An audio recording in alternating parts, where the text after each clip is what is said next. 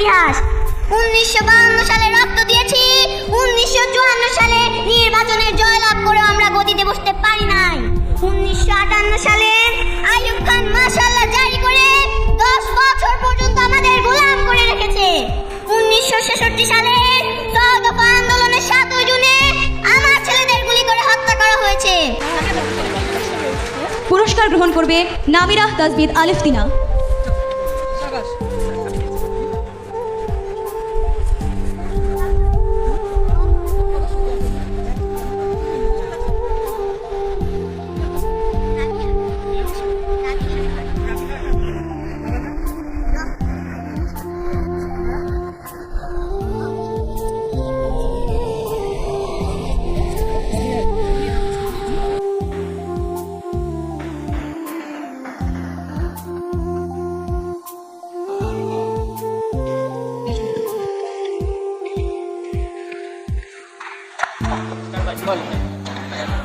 আজ দুঃখ ভারাক্রান্ত মন নিয়ে আপনাদের সামনে হাজির হয়েছি। আপনারা সবই জানেন এবং বোঝেন আমরা আমাদের জীবন দিয়ে চেষ্টা করেছি, কিন্তু দুঃখের বিষয় আজ ঢাকা, চট্টগ্রাম, খুলনা, রাজশাহী, রংপুরে আমার ভাইয়ের রক্তে রাজপথ রঞ্জিত হয়েছে। আজ বাংলার মানুষ মুক্তি চায়, বাংলার মানুষ বাঁচতে চায়, বাংলার মানুষ তার অধিকার চায়। কি অন্যায় করেছিলাম? নির্বাচনের পরে বাংলাদেশের মানুষ সম্পূর্ণভাবে আমাকেও আওয়ামী লীগকে ভোট দেন। আমাদের ন্যাশনাল অ্যাসেম্বলি বসবে, আমরা সেখানে শাসনতন্ত্র তৈরি করব এবং এই দেশকে আমরা গড়ে তুলব। এদেশের মানুষ অর্থনৈতিক, রাজনৈতিক, সাংস্কৃতিক মুক্তি পাবে। কিন্তু দুঃখের বিষয়, আজ দুঃখের সঙ্গে বলতে হয় 23 বছরের করুণ ইতিহাস, বাংলার অত্যাচারের, বাংলার মানুষের রক্তের ইতিহাস। 23 বছরের ইতিহাস, মুমূর্ষ নরনারীর আত্মনাদের ইতিহাস। বাংলার ইতিহাস, এদেশের মানুষের রক্ত দিয়ে রাজপথ রঞ্জিত করার ইতিহাস। 1952 সালে রক্ত দিয়েছি, 1954 সালে নির্বাচনে জয়লাভ করে আমরা গদিতে বসতে পারি নাই। 1958 সালে আইয়ুব খান মাশাআল্লাহ জারি করে 10 বছর পর্যন্ত আমাদের গোলাম করে রেখেছে।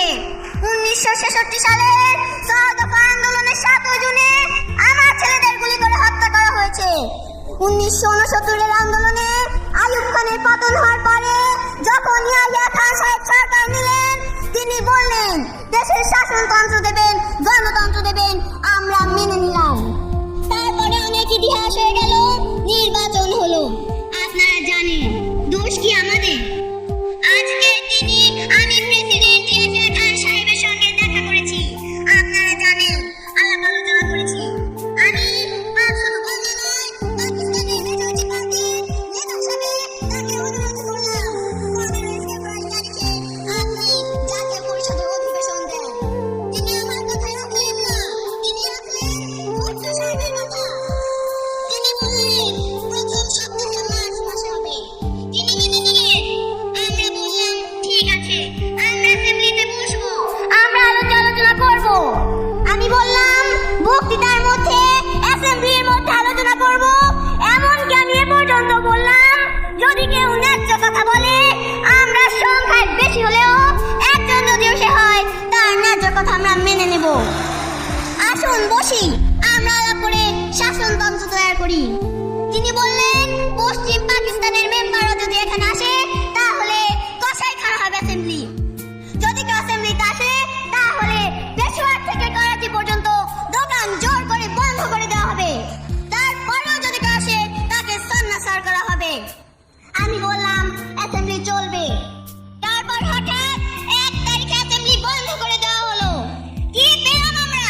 যে আমার পয়সা দিয়ে অস্ত্র কিনেছি বহিঃশত্রু আক্রমণ থেকে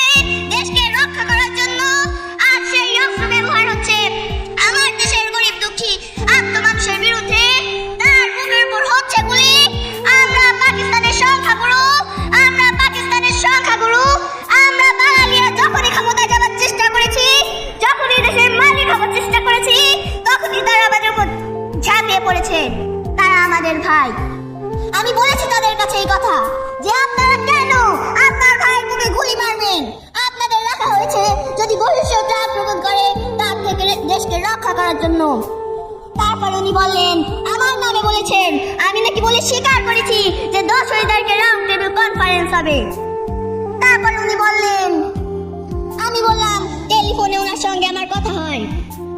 আমি এটা বলেছিলাম না, আমি বলেছিলাম জনাব ভুট্টো সাহেব, আপনি পাকিস্তানের প্রেসিডেন্ট, দেখে যান, ঢাকা আসেন। আমার ভাই, এবারের সংগ্রাম আমাদের মুক্তির সংগ্রাম, এবারের সংগ্রাম স্বাধীনতা সংগ্রাম।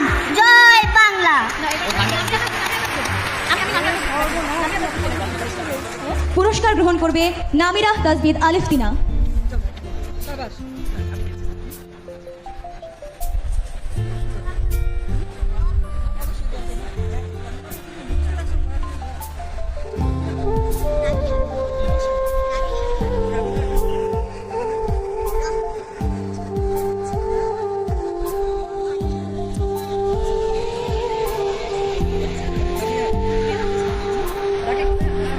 তাহলে আজকের মতন বিদায় নিচ্ছি। ভালো থাকবেন, সুস্থ থাকবেন, দেখা হবে পরবর্তী কোনো ভিডিওতে।